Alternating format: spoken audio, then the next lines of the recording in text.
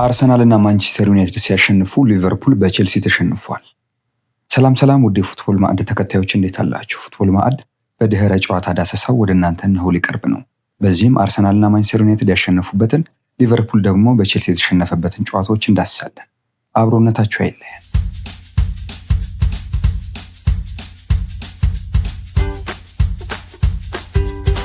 ሊቨርፑል ሶስተኛ ተከታታይ ሽንፈት ገጥሞታል። ቼልሲ እና ሊቨርፑል ያከናወኑት የእንግሊዝ ፕሪምየር ሊግ ሰባተኛ ሳምንት ተጠባቂው ጨዋታ በቼልሲ 2-1 አሸናፊነት ተጠናቋል። ባለሜዳው ቼልሲ በሞይሰስ ካይሴዶ እና ዊሊያን ኤስቴቫኦ ግቦች ሙሉ 3 ነጥብ አግኝቷል። በሁለተኛው አጋማሽ የተሻለ እንቅስቃሴ ያደረገው ሊቨርፑል በኮዲ ጋክፖ አማካኝነት ብቸኛውን ግብ አግኝቷል። በሁሉም ውድድር 3 ተከታታይ ሽንፈት የገጠመው ሊቨርፑል በ15 ነጥብ ሁለተኛ ደረጃ ላይ ተቀምጧል። ቼልሲ ደግሞ በ11 ነጥብ ወደ 6ኛ ደረጃ ከፍ ብሏል። አሁን በመቀጠል የጨዋታውን ቁጥራዊ መረጃዎች እንዳስሳለን። አብሮነታችሁ በድጋሚ ያለየን።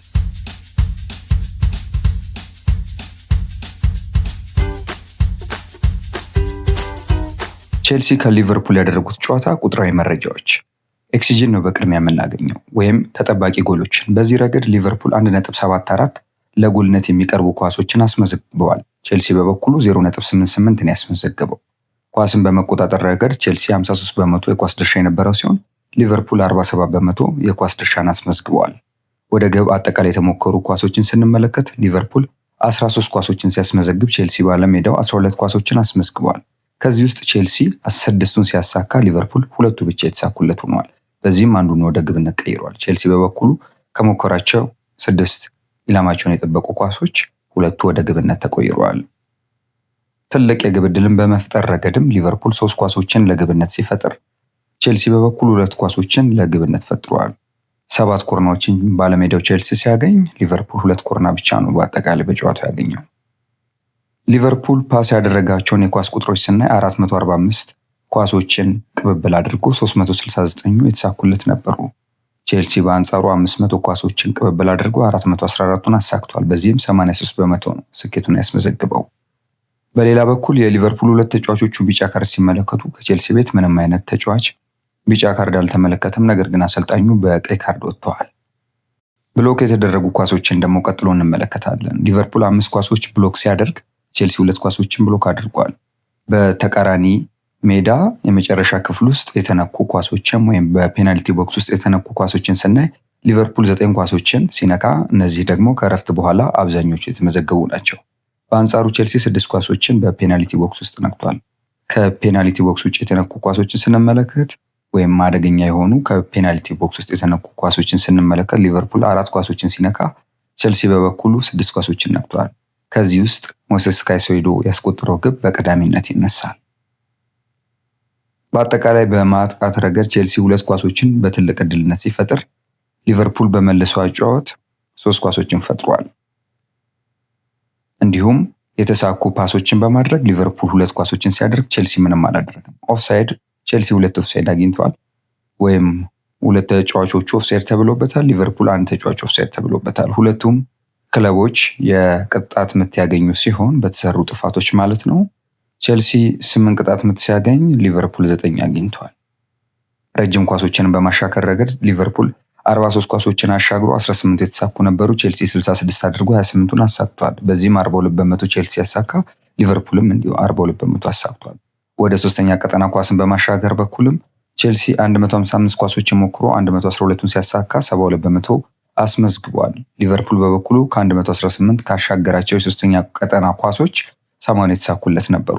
ክሮሶችን በተመለከተ 10 ክሮሶችን ሲያደርግ ሊቨርፑል 2ቱን አሳክቷል። ቼልሲ በበኩሉ 19 ክሮሶችን አድርጎ 3ቱን አሳክቷል።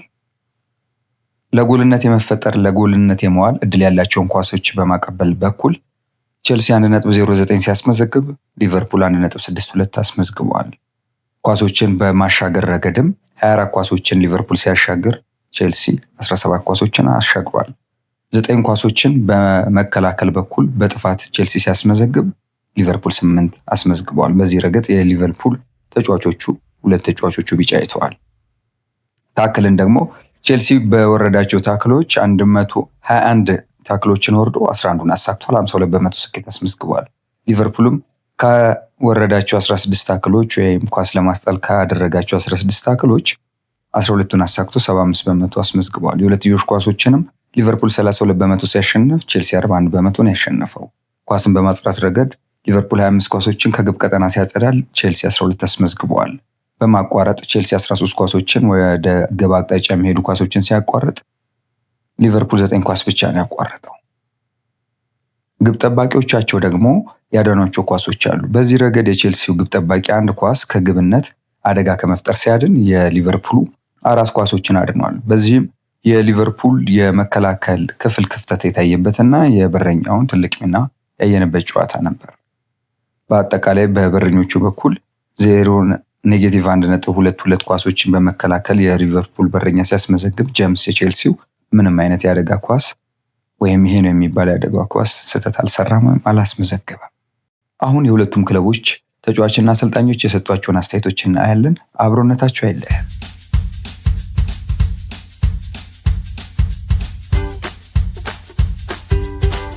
የሊቨርፑል አምበል ቨርጅል ቫን ዳይክ በቼልሲ የደረሰባቸውን ሽንፈት ያማል ሲል ገልጾታል። በመጨረሻ ደቂቃ ግብተን እያሸነፈን ስንደሰት ነበር ያለው ቫን ዳይክ አሁን እኛ በተቃራኒው ሆነናል፣ ስሜቱ ያማል ሲል ተደምጧል።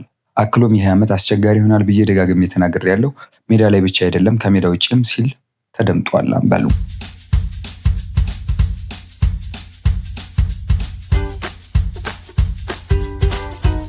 የቼልሲን አንድ ግብ ያስቆጠረው ሞይሴስ ካይሴዶ በመጨረሻ ደቂቃ አስቆጥሮ ማሸነፍ አስደሳች መሆኑን ገልጿል። በድሉ ሁሉም ሰው ተደስቷል፣ በጣም ደስተኞች ነን ሲል ሞይሴስ ካይሴዶ ስሜቱን ገልጿል።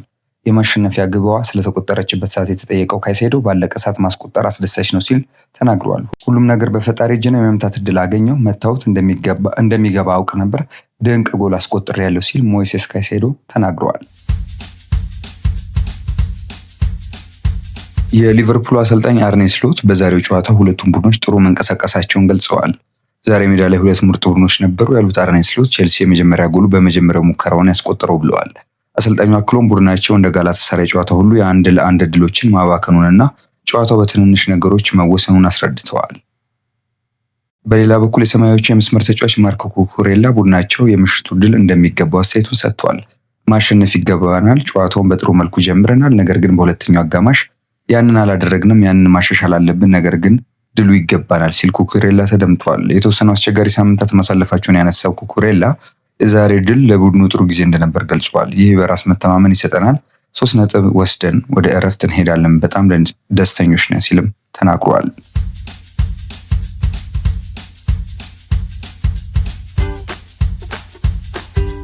አሁን ደግሞ 11 ሰዓት በተደረጉ ጨዋታዎች አርሰናል የሊጉ መሪ የሆነበትን ድል ማስመዝገቡንና ማንቸስተር ዩናይትድ ወደ ድል መመለሱን እንመለከታለን። በድጋሚ አብሮነታቸው አይለየን። ዌስትሃም ዩናይትድን በሜዳው ኤሚሬትስ ያስተናገደው አርሰናል 2-0 አሸንፈዋል። የመድፈኞቹን ግብ ዴክላን ራይስ በጨዋታ እንዲሁም ቡካዮ ሳካ በፍጹም ቅጣት ምት ከመረብ አሳርፈዋል። 200ኛ የሊግ ጨዋታውን ያደረገው ሳካ 100ኛ ግብ ተሳትፎ ሆኖለታል። የ24 ዓመቱ እንግሊዛዊ 55 ግብ ሲያስቆጥር 45 ግብ የሆኑ ኳሶችን ደግሞ አመቻችቶ አቀብለዋል። አርሰናል በሜዳው ከሁለት የውድድር ዓመት ሽንፈት በኋላ ዌስትሃምን መርታት ችሏል። በጨዋታው አምበሉ ማርቲን ኦዴጋርድ በመጀመሪያው አጋማሽ ጉዳት ገጥሞት ተቀይሮ ወጥቷል። በሰባት ጨዋታ 16 ነጥብ የሰበሰበው አርሰናል የሊጉ መሪ ሆኗል።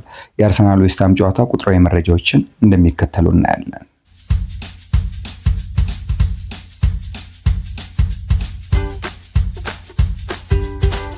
በአርሰናል ዌስትሃም ጨዋታ የተመዘገቡ ቁጥራዊ መረጃዎች ኤክስፔክትድ ጎል ወይም ኤክስጂን ስንመለከት አርሰናል 2.73 ሲያስመዘግብ ዌስትሃም በበኩሉ 0.49 ያስመዝግበዋል። ኳስን በመቆጣጠር በኩል አርሰናል 68 በመቶ የኳስ ድርሻ ነበረው በጨዋታው። ዌስትሃም 32 በመቶ ብቻ ነበር ኳስን የተቆጣጠረው። በአጠቃላይ አርሰናል ወደ ጎል 21 ሙከራዎችን ሲያደርግ ዌስትሃም 4 ብቻ ነው ያደረገው። አርሰናል በልጦ በታየበት ጨዋታ ከኦን ታርጌት ያገኛቸው ኳሶች ወይም በሹት ሞክሯቸው 5 ኳሶችን ኦን ታርጌት እንዲሆኑለት አድርጓል። ከዚህም ውስጥ ሁለቱ ግብነት ተቀይረው ሌሎቹ በበረኛው የዳኑ ናቸው። ለግብ የሚሆኑ እድሎችን በመፍጠር ረገድ አርሰናል 4 ሲያስመዘግብ በተቃራኒው ዌስትሃም 2 ብቻ ነው ያስመዘገበው። ኮርና አርሰናል 8 ኮርናዎችን ሲያገኝ ዌስትሃም 3 ብቻ አግኝቷል። ፓስ ወይም ቅብብሎችን በማድረግ ረገድ አርሰናል የተሳኩለት 496 ያሳካበትን 565 ቅብብሎችን አድርጓል። ይህም 88 በመቶ ስኬት ያስመዘገበ ነው። በአንጻሩ እጅጉን ተበልጦ የታየው ዌስትሃም 263 ቅብብሎችን አድርጎ 207ቱን አሳክቷል። 79 በመቶ ስኬት ነበረው። የዌስትሃም ሁለት ተጫዋቾቹ ቢጫ ካርድ ሲያዩ በአርሰናል በኩል ምንም አይነት ተጫዋች ቢጫ ካርድ ያየ የለም። ለጎልነት የተጠበቁ ሙከራዎችንም ስናይ ሾትን በማድረግ ረገድ በዚህ ረገድ አርሰናል ወደ ግብ የሞከራቸው ኳሶች 2.73 በመቶ የመሳካት እድል ወይም ጎል የመሆን እድል ነበራቸው። በአንጻሩ ዌስትሃም 0.49 ያስመዘገበው። በኤክስጂን በኩል አርሰናል 2.20 ሲያስመዘግብ የአርሰናልን ግብ ወይም የአርሰናልን በረኛ መፈተን የቻለ ምንም አይነት ኤክስጂ ዌስትሃም አላስመዘገበም፣ 0.00 ነው። በአጠቃላይ ወደ ግብ የተደረጉ ሙከራዎች አርሰናል 21 ኳሶችን ወደ ግብ ሲሞክር ዌስትሃም 4 አድርጓል። ከዚህ ውስጥ 9ኙ ብሎክ የተደረጉበት በአርሰናል በኩል ሲሆን ዌስትሃም አንድ ኳስ ብቻ ብሎክ ተደርጎበታል። አርሰናል በፔናልቲ ቦክስ ውስጥ 16 ኳሶችን በሹትነት ሲያስመዘግብ ወይም ሲሞክር ወደ ግብ፣ በአንጻሩ ዌስትሃም 4 ኳሶችን ብቻ ሞክሯል። በአጠቃላይ ከፔናልቲ ቦክስ ውስጥ የተደረጉ ሙከራዎችን ስናይ አርሰናል 5 ሲያስመዘግብ ዌስትሃም 0 ነው።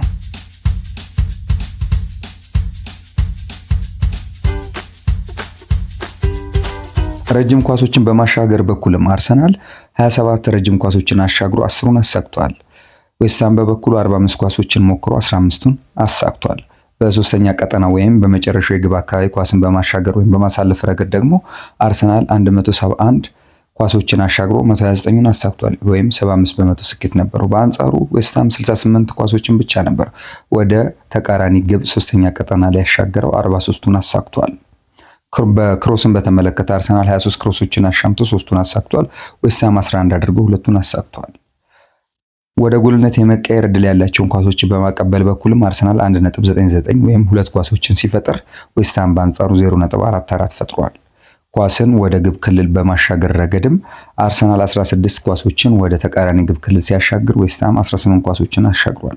በመከላከል በኩል አርሰናል 14 ፋውሎችን ሲያስመዘግብ ዌስትሃምን በተመሳሳይ 14 ፋውሎች ተመዝግበውበታል። 22 ታክሎችን የወረዱ አርሰናል 14ቱን አሳክቷል። ዌስትሃም 17 ታክሎችን በተቃራኒ ተጫዋቾች ላይ አድርጎ 7ቱን አሳክቷል። የሁለትዮሽ ኳሶችን አርሰናል 53 ኳሶችን ሲያሸንፍ ዌስትሃም በበኩሉ 45 ኳሶችን ያሸነፈው። ከግብ ክልል ኳስን በማጽዳት ረገድ በአርሰናል ይበልጡን የተጠቃው ዌስትሃም 50 ኳሶችን ከግብ ክልሉ ሲያጸዳ አርሰናል 25 ኳሶችን አጽድቷል። እንዲሁም በማቋረጥ ረገድ 12 ኳሶችን ዌስትሃም ሲያቋርጥ የአርሰናል የዌስትሃም ተጫዋቾች ይዘው የመጡትን 12 ኳሶች ወደ ታሰበላቸው ዓላማ ሳይውሉ አቋርጠዋቸዋል።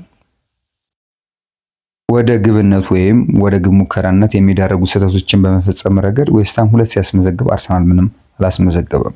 ግብ ጠባቂዎቻቸው ያዳኗቸውን ኳሶች ስንመለከት የአርሰናሉ ግብ ጠባቂ ምንም አይነት ኳስ ወደ ግብነት ሳይሞከርበት ሲያድን የዌስትሃሙ 3 ኳሶችን ከግብነት ታድጓል። ውድ ተመልካቾች በቀን 11 ሰዓት የተደረገውን የአርሰናልና ዌስትሃምን ጨዋታ ቁጥራዊ መረጃዎች አይተናል። አሁን ደግሞ ሚካኤል አርቴታ የሰጠውን አስተያየት እንመለከታለን። በድጋሚ አብሮነታቸው አይለየን። የመድፈኞቹ ዋና አሰልጣኝ ሚካኤል አርቴታ ቡድናቸው ያደረገው እንቅስቃሴ እንዳስደሰተው ገልጿል። ቡድኑ ጥሩ እንቅስቃሴ አድርጓል፣ ምንም ግብ አልተቆጠረብንም ሲል አሰልጣኝ ሚካኤል አርቴታ ተናግሯል። አክሎም ጨዋታውን ተቆጣጥረናል፣ የሚገባንን ድል ነው ያሳካ ነው ሲል ነው የተናገረው። ስለ ተጎዱ ተጫዋቾች ያነሳው አርቴታ ራይስ ደህና ነው፣ የወገብ ህመምን ያጋጠመው እንድቀይረው ጠይቆ ነበር ብሏል።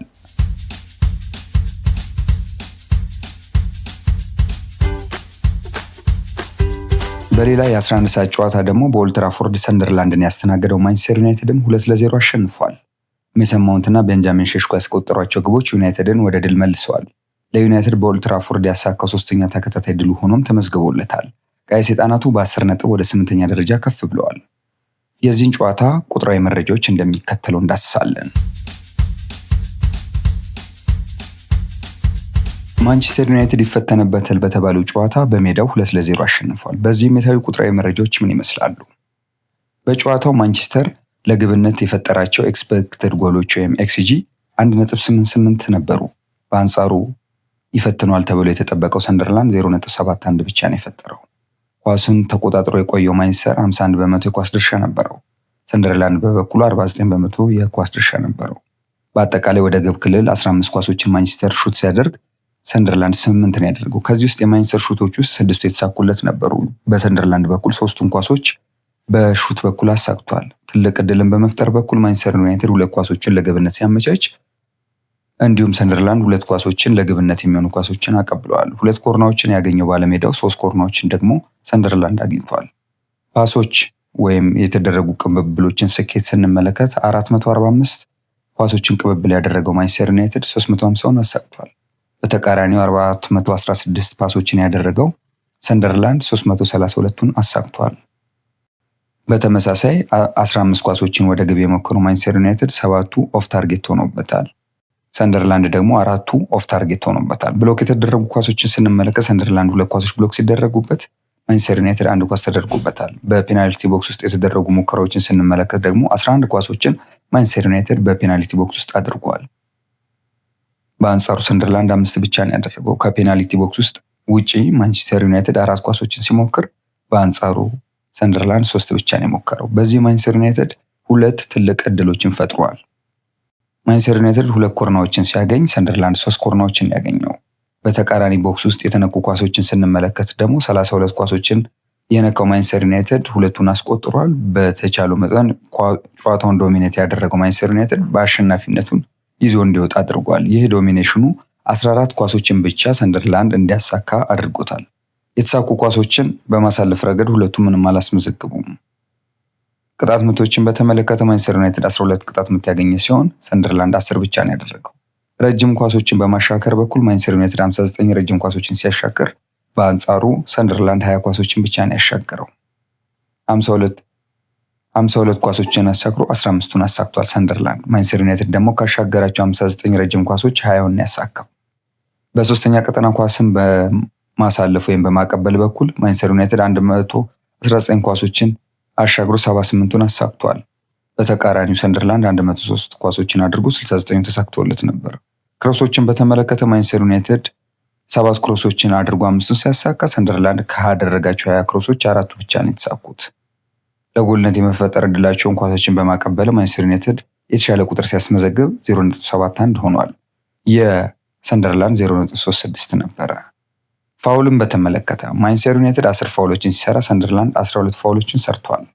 እንዲሁም በተመሳሳይ ታክልን በተመለከተ 16 ታክሎችን የሞከረው ማንቸስተር ዩናይትድ 9ን አሳክቷል። በአንጻሩ 21 የሞከረው ሰንደርላንድ 8ቱ ብቻ ተሳክቶለታል። የሁለትዮሽ ኳሶችን 46 ኳሶችን ማንቸስተር ዩናይትድ ሲያሸንፍ ሰንደርላንድ 59ን አሸንፏል። ከግብ ክልል አካባቢ ኳሶችን በማጽዳት በኩል 24 ኳሶችን ያጸዳው ማንቸስተር ዩናይትድ ሲሆን ሰንደርላንድ 31 አጽድቷል። ኳስን በማቋረጥ በኩል ሰንደርላንድ 10 ኳሶች ሲቋረጡበት ማንቸስተር ዩናይትድ 9 ተቋርጦበታል። ግብ ጠባቂዎቻቸው ያደረናቸውን ኳሶች ስንመለከት የማንቸስተር ዩናይትዱ አዲሱ ግብ ጠባቂ 3 ኳሶችን ሲያድን ሰንደርላንዱ 4 ኳሶችን አድኗል። ወደ ግብን ሊቀየሩ የሚችሉ ኳሶችን በመከላከል በኩልም የማንቸስተር ዩናይትዱ ግብ ጠባቂ 0.94 ኳሶችን ግብ እንዳይሆኑ በማድረግ በኩል ትልቅ ሚና ነበረው። አሁን ወደ ጨዋታው አስተያየቶች እናልፋለን።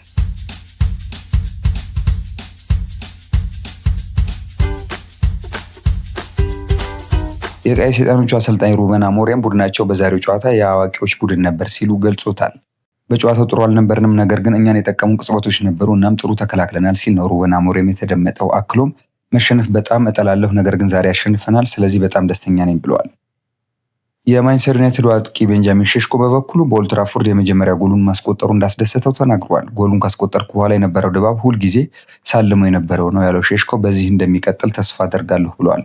አክሎም እንደ አጠቃላይ አስፈላጊ የሆነ ድል ነው ያስመዘገብነው፣ እስከ መጨረሻው ታግለን ጨዋታውን አሸንፈናል ሲል ነው የተደመጠው። ሁልጊዜም ጫና አለ፣ በተለይ እንደ ማንቸስተር ዩናይትድ ባለ ትልቅ ክለብ ውስጥ ጥሩ መጫወትና ጨዋታዎችን ማሸነፍ እንደምንችል በድጋሚ ያሳይተናል ነው ያለው ሼሽኮ። የቀይ ሰይጣኖቹ ተጫዋች ሜሰን ማውንት በበኩሉ ተጫዋቾቹ ለአሰልጣኙ ድጋፍ እንደሚያደርጉ ገልጿል።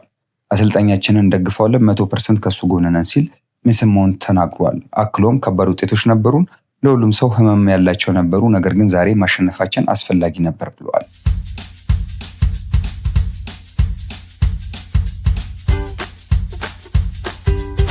ውድ ተመልካቾች በድህረ ጨዋታ ዳሰሳችን ወደ እናንተ እየደረስን ነው። አሁንም አብሮነታችሁ አይለየን። ምሳ ሰዓት ላይ በተደረገ የሊጉ ሌላ ጨዋታ ከሜዳው ውጭ ሊድስ ዩናይትድን የገጠመው ቶተንሃም ሆትስፐር 2-1 አሸንፏል። በኤላንድ ሮድ በተደረገው ጨዋታ ማቲስ ቴል እና መሐመድ ኩዱስ የቶተንሃምን ግቦች አስገኝተዋል። የሊድስን ብቸኛ ግብ ያስቆጠረው ኖህ አካፎር ነው። ውጤቱን ተከትሎ ቶተንሃም በርነማዝን በግብያ ክፍያ በልጦ በ14 ነጥብ ሁለተኛ ደረጃ ላይ ተቀምጧል። ውድ ተመልካቾች በድህረ ጨዋታ ዳሰሳችን ወደ እናንተ የደረስንበት ጥንቅር ይህን ይመስላል። ከሌሎች የፉትቦል ማዕድ ዝግጅቶች ጋር አብራችሁን ቆዩ። ላይክ፣ ኮሜንት፣ ሰብስክራይብ እና ሼር ማድረጋችሁንም እንዳትረሱ። ሰላም።